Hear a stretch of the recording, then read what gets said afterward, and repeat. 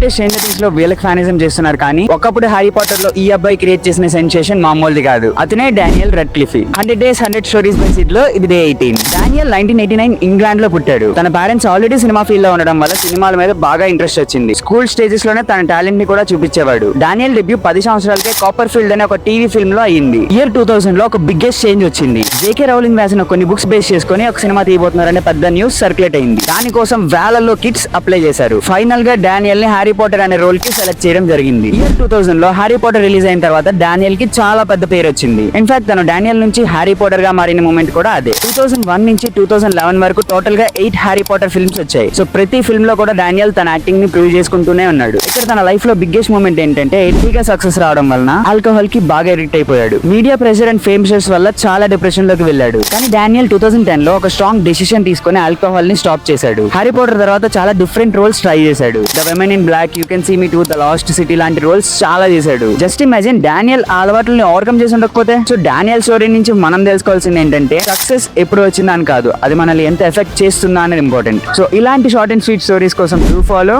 Sits universe.